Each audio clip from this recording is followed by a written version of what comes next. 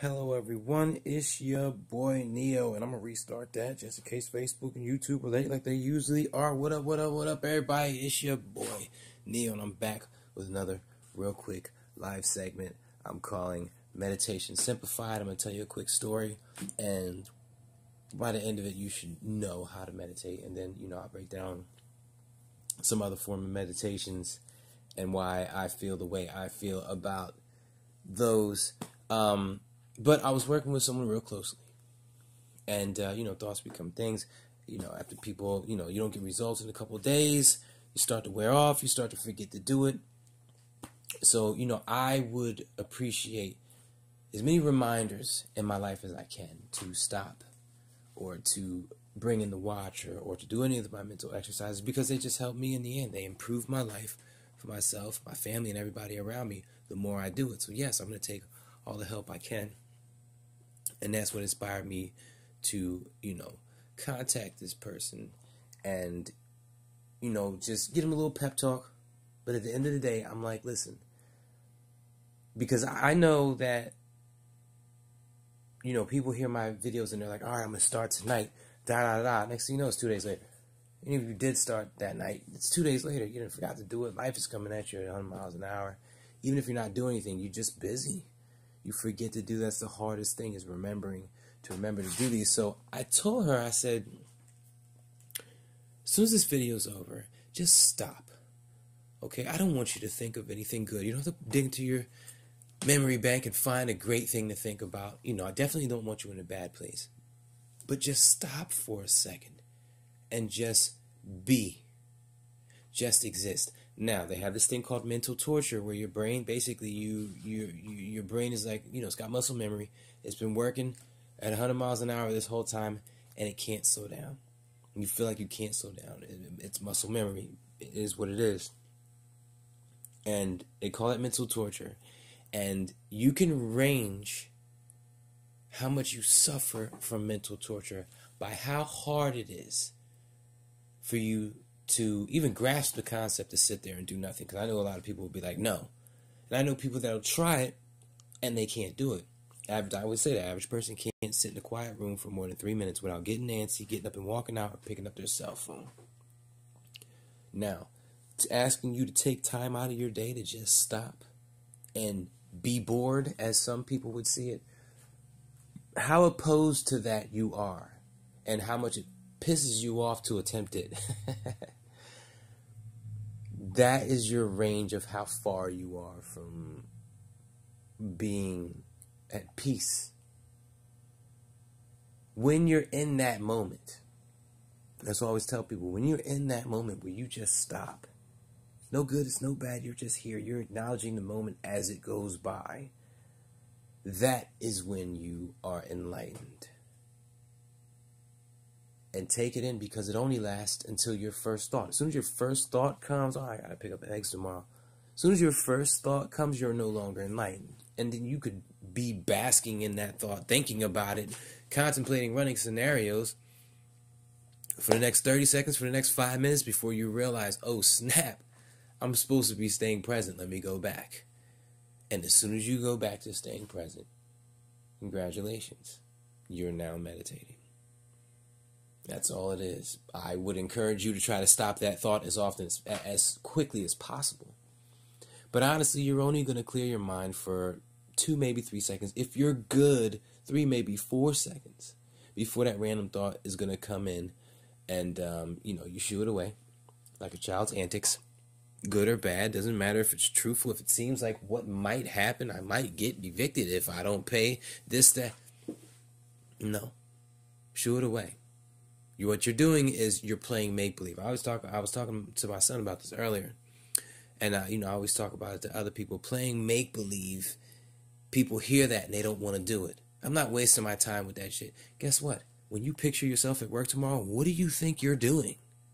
You're playing make-believe. You're watering a seed. Now, in that scenario you were just thinking, was your boss a douchebag? Were you getting ready to lose your job? Do you wish that you were being paid more? Congratulations, you just watered all 3 of those seeds. Your wish is my command. I can say it 50 different ways. Thoughts become things.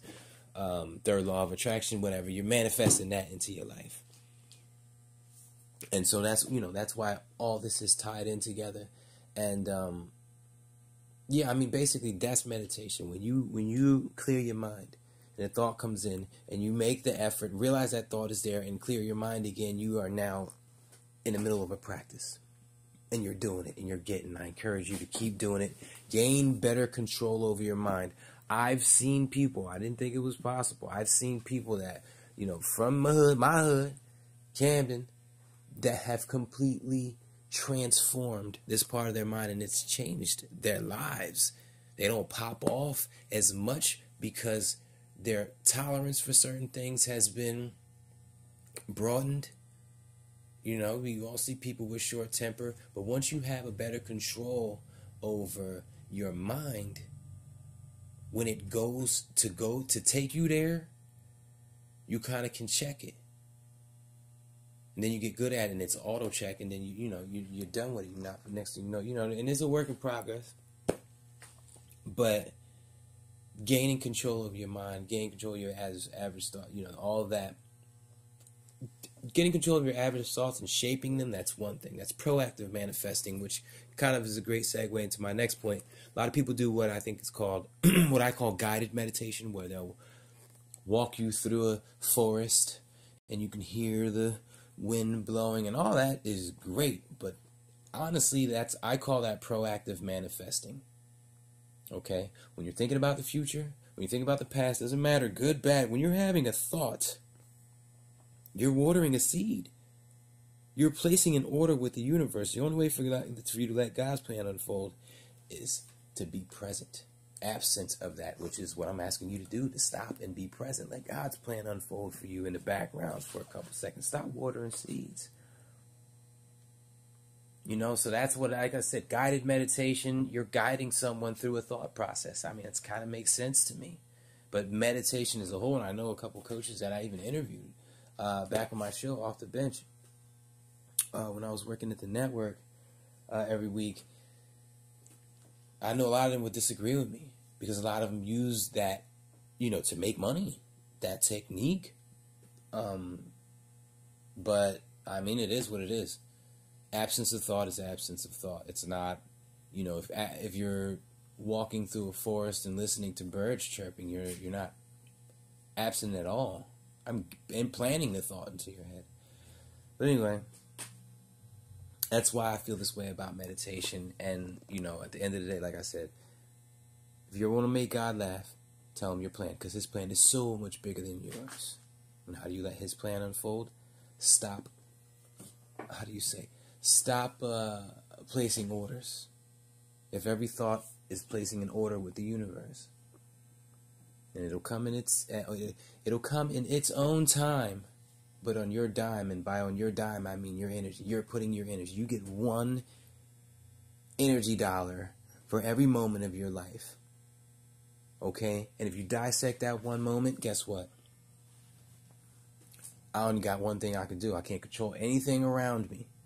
Even if I want to lift up my arm, I got to wait for that electronic pulse, whatever, to get down from my brain to my arm to raise up. There's a period of waiting. I have no control over anything around me in any moment except for what I'm thinking about. Or some people will hear that and be like, and? So? Well, look at the design. You're a human. You're a person. Don't you want to know a little bit more about it? Maybe you don't just go off of what you learned in high school, science class, to where you don't even remember none of that stuff. Learn about you now. Why do we do the things we do? Why do we think the way we think? What's up with these patterns? Why some of them can't be broken?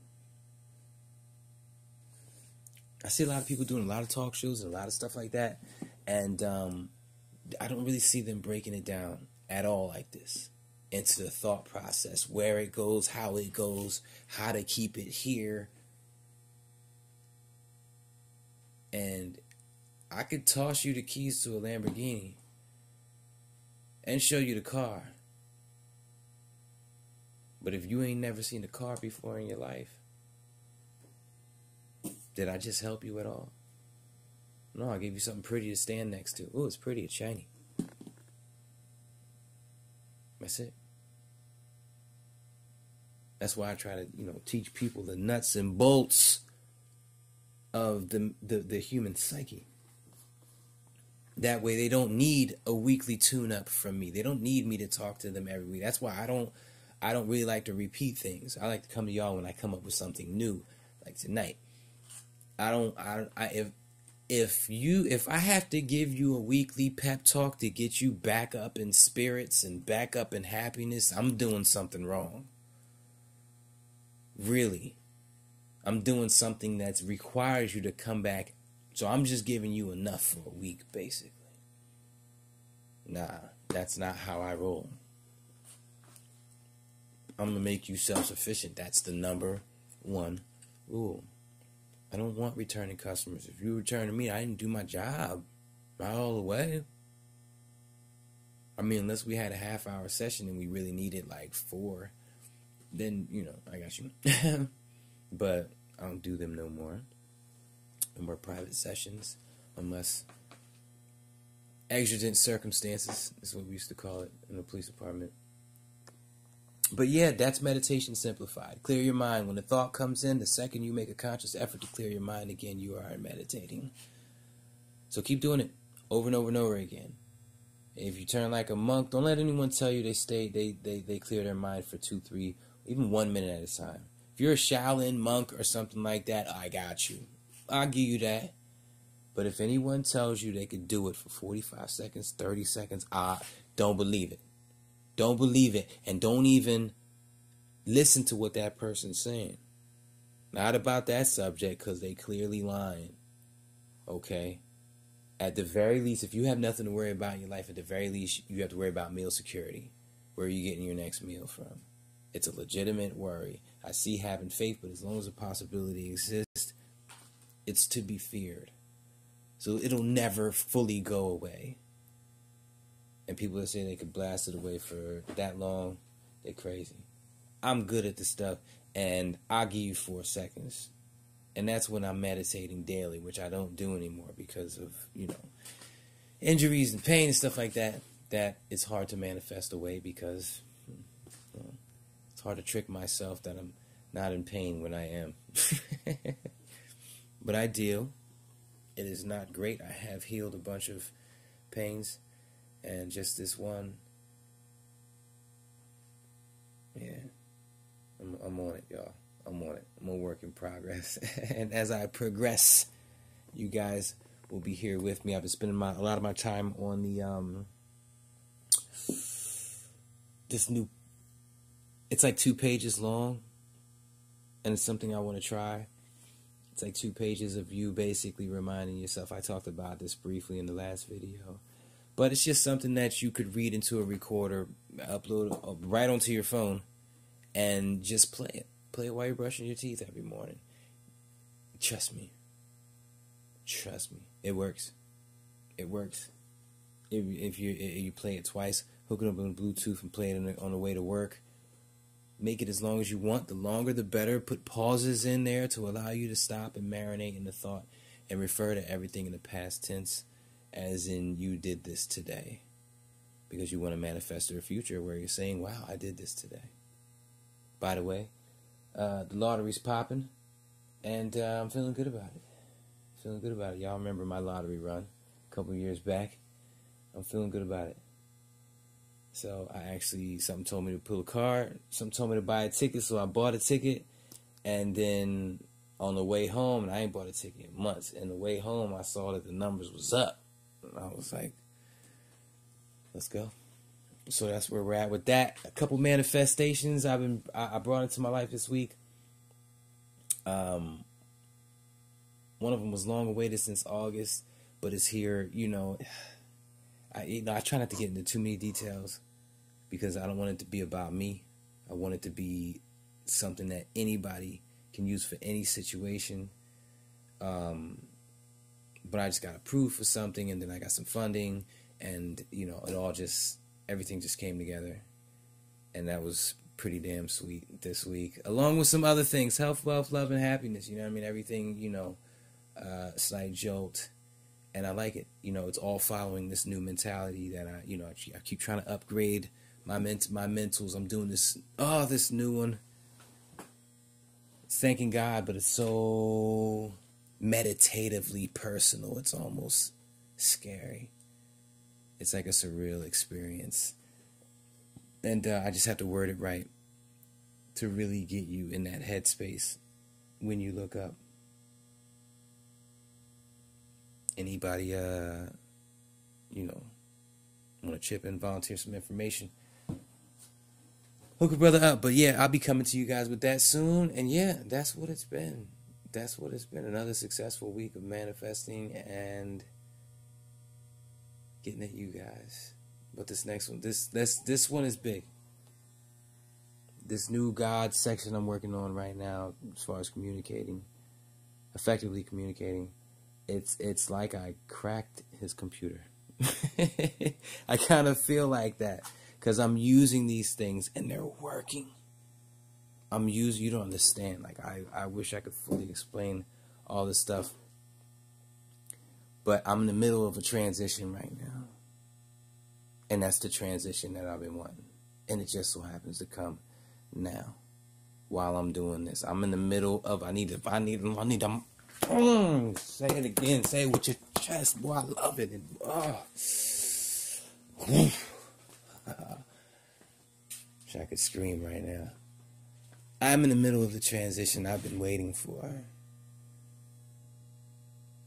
Not in the middle, but somewhere in the middle. It's the ego kicking in, talking about, well, I wouldn't say 50, you're like 37. But I'm in the middle of this transition, and everything started popping off as soon as I took the whole God thing more serious than I was before and started to take all of the old things I used to say to heart. The whole oneness with God and all this other stuff, and thanking God. I just took it. I just put it this way, y'all. I'm taking it to the next level.